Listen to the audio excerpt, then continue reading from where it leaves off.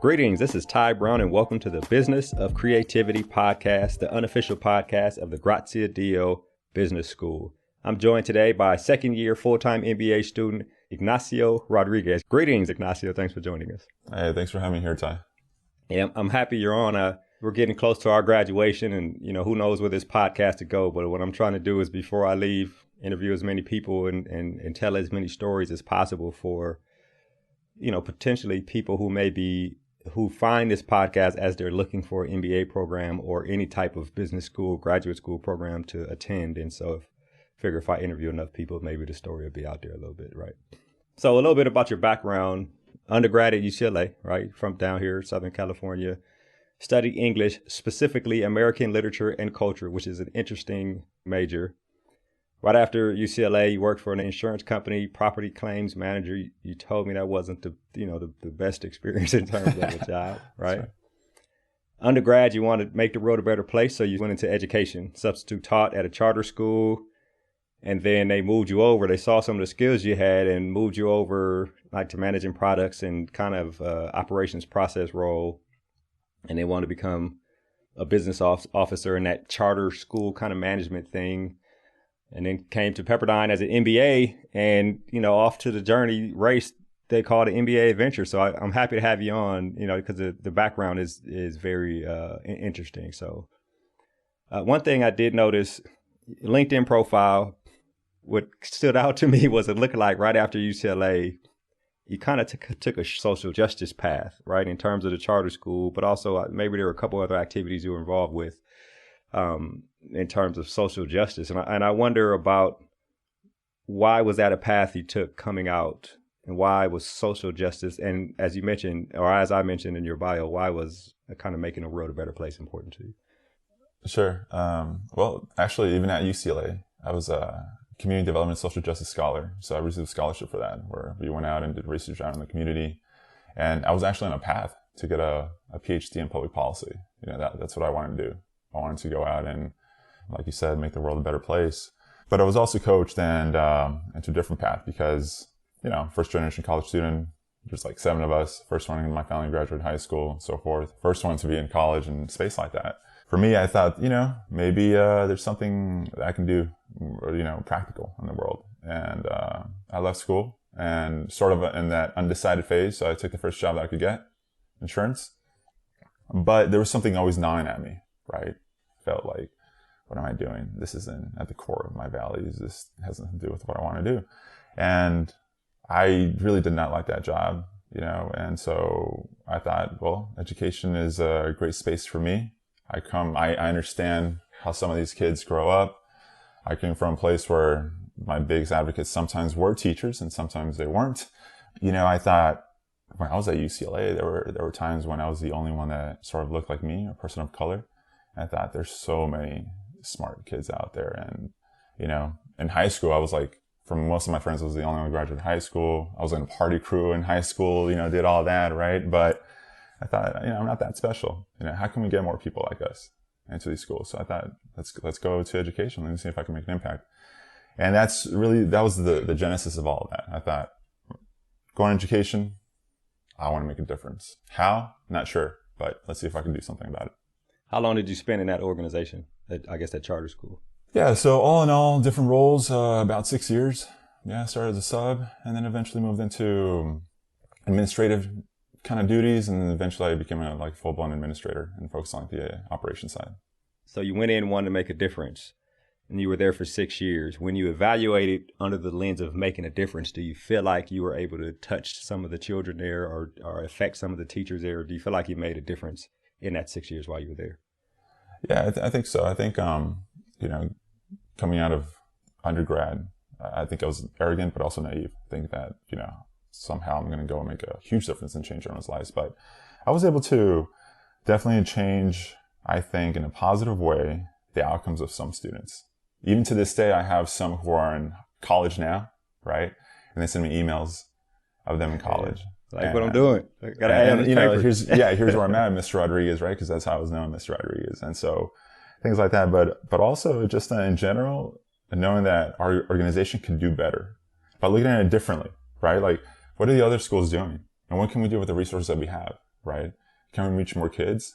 How can we extract the most out of our resources that we have here to maximize, the results from these kids, right? These outcomes for children.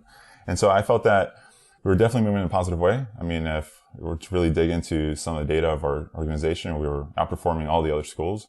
Of course, we had a great team behind that, but I think we just, we're really focusing on the outcomes, and our main vision at that school was to get kids into a 4-year university. That's what it was all about. One more question on that experience. One of the roles you told me offline was that you became kind of an internal consultant.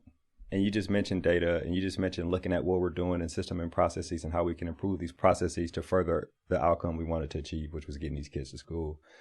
Talk about that experience, because I feel like when you get that kind of experience at that age, that will probably guide you at least for the next 10 or 15 years in terms of why you gather other experiences throughout your career. Sure. So like I mentioned, I became a full-blown administrator at one point and on the operations side. And so when I was leaving, a couple of days before I was leaving, in fact, I had a meeting with the head person there, the executive director, and she offered me a consulting role, right? So we set up a contract and everything else. And, for the first year of MBA school, I worked as a consultant in the operations side. And specifically, now, if you remember, during 2020, that's when COVID happened. So then learning systems and everything else had to move online. So I helped to kind of move those processes and implement, that new learning environment for students during that whole year. And mostly, at one point, I was actually being used a lot to work with just personnel. And oftentimes when we had to let people go, I was the main person that was called in. Really? To take care of that. So Ignacio, we got to let Dr. Johnson go. Can you go talk to? So it was kind of interesting. The funny thing is that I think in groups, maybe I don't do as well, but in one-on-one, I feel that I'm always in control of the situations. Plus, I think I had a certain presence at the school. I had been there for a while, and maybe my authority had a lot to do with it too. Oh man, you were the hammer. Give people the pink slip. That's interesting. I don't know if that's the job I really want. You know what I mean? I don't want the last thing you see is me smile and say, we got to go in a different direction. It's not working out right now. But you know what? That's actually experience. That's actually good leadership and management experience for you, though. So your MBA journey. So now you did a year working as a consultant for the charter school, and you got to get a summer internship, right? And so now all this experience you can either make decisions now based on experience, or you can make decisions based on the values you have established from those experiences, right? So you get to the summer internship, and now you got to decide, what am I going to do with this future? Do I stick in this education kind of management, kind of consulting type role, or do I want to just pivot and go do something else, right? This is the MBA journey, right? So tell me where you got to coming into the summer internship. I think I always had an interest in getting to financial services. But of course, undergrad, English, education experience, nothing to do with it. But, most of us come to business school and we want to make a pivot, right? So I said, you know what, let me see if I can get into, this sector, right? And if it doesn't work out, I could always go back into education. So I started doing that. I started doing my research, looking at different companies, and I went to a few webinars. I liked kind of where JP Morgan Chase is standing. I reached out to a bunch of people at the firm. And, one of the main things for me too is I'm really big on diversity, equity, and inclusion. And that was one of the main things that were driving, at least in those webinars. And the other thing too was that a lot of the panelists kind of reflected, this diversity, right? This initiatives that they were creating. And so again, I was very blessed to connect with the employees there. One particularly really coached me on the interview process, and it just kind of worked out seamlessly, really. I was able to go through the interview process and keep in mind that most of the time I was like, it's not going to work out. They're going to see through me, right? I have no experience whatsoever, but again, very blessed that they accepted me and moved into a role over the summer. And really what I was doing, I was working with a strategy and growth development team. And what that means is I was with the internal consultants. So I was able to kind of leverage that year of consulting experience plus my experience as an operations manager in a sense, right? And I was able to use that experience to get this role over the summer. And make that happen, right? JP Morgan Chase, that was probably an excellent experience. You think about the journey that you've had while you're in the program. I wonder about if you could list maybe 2 or 3 points of evolution that you felt like you've had over our virtual year, now our year on ground, the summer internship, and then, as soon you'll be graduating and we'll be going off to become best for the world leaders, right? So tell me about any type of evolution you felt like you've grown over the last couple of years while in the MBA program. Well, one of the main things is, I think it's continuing to evolve is, like I told you before, in groups, something's on to do as well.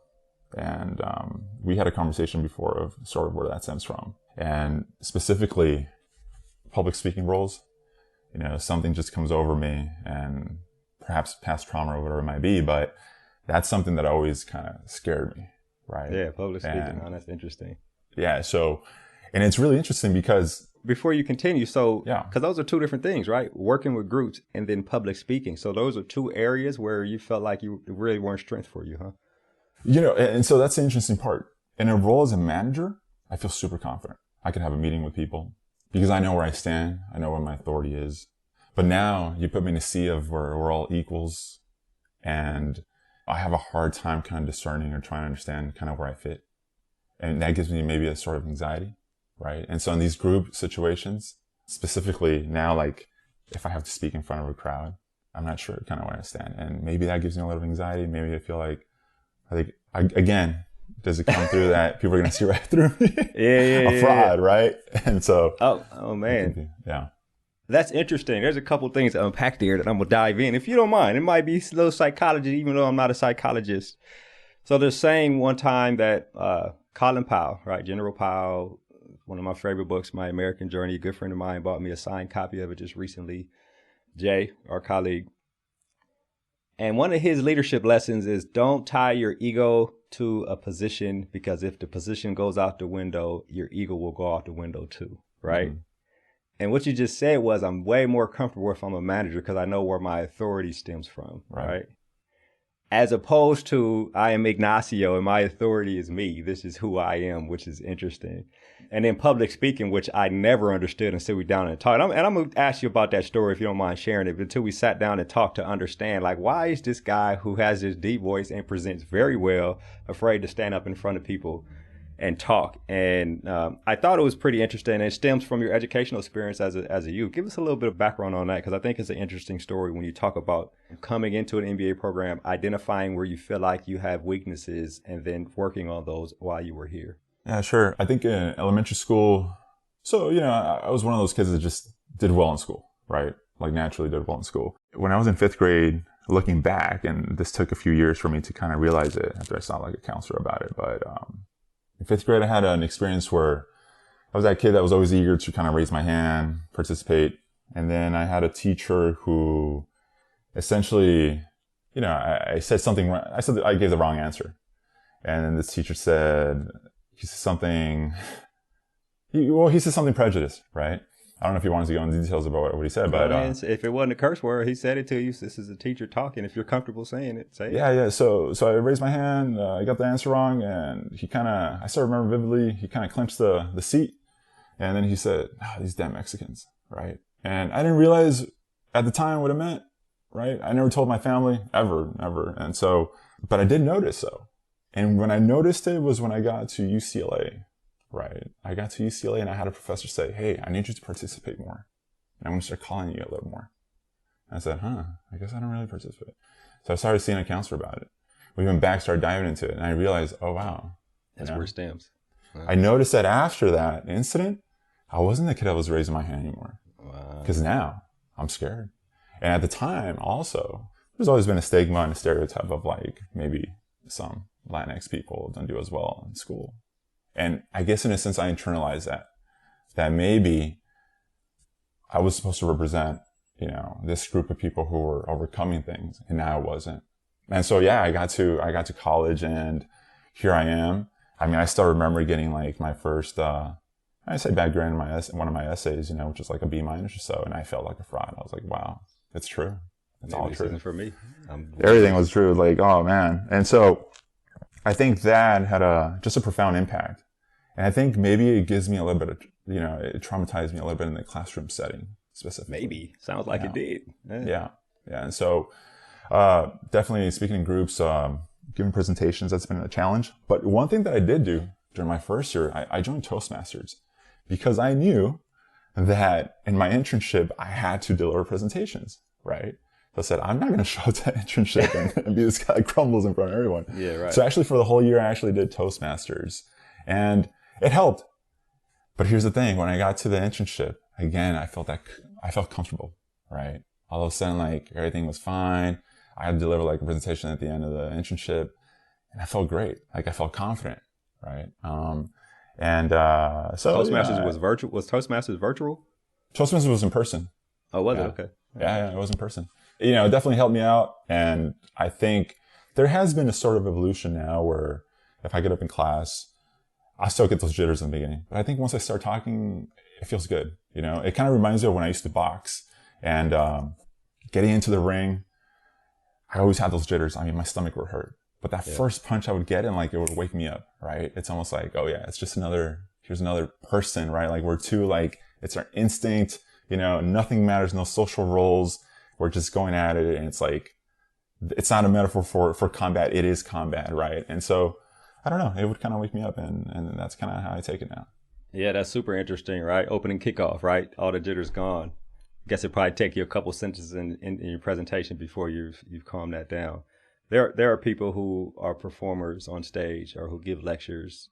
I would almost say that even President Obama probably had jitters sometimes going up. Like that's a natural thing for people to have. But to be able to be introspective enough and to go get counseling to uncover the layers to figure out where this comes from, at that point, you could either decide to let it overcome you, or you can work through the progress of like you have been and are and probably will continue to be, of saying, okay, I know this is a struggle of mine, but I know where it comes from, so let me try to attack it and go before it. Go be the leader that I am meant to be. I think that's an excellent story. Well, I think the excellent part of that story is that you are overcoming and will continue to overcome that.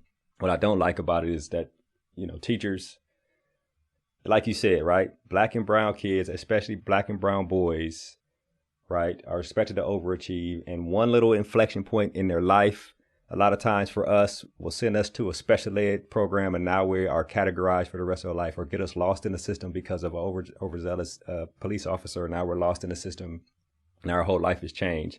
The influence of teachers. My mother was a teacher, sister was a teacher, uncle was a teacher. I got so many teachers in my family. They don't get paid enough, but their influence is tremendous. And for him to say something like that is like, you stopped his trajectory for a second. He's still successful, but you could have ruined his life. You could have took that and just not want to engage in academics at all from that point. You see what I mean? How right. Crazy that is, the influence of people in the position of teachers. So that's pretty disappointing. You know, I'm a little off. I would have went back to the school and said, hey man, you know, I just want to talk to you, the teacher, because people who do that sometimes don't even remember that they did that and don't know the effect it had. And I probably would have talked to them, but that wouldn't have done anything other than cause the teacher trauma. But I think it's excellent that you found where you have. Let's dive into that boxing a little bit. I didn't know you were boxing. When was that? I was a teenager. I started when I was 15, stopped when I was 20 because I broke my hand, you know, had to get surgery, and that was the end of that.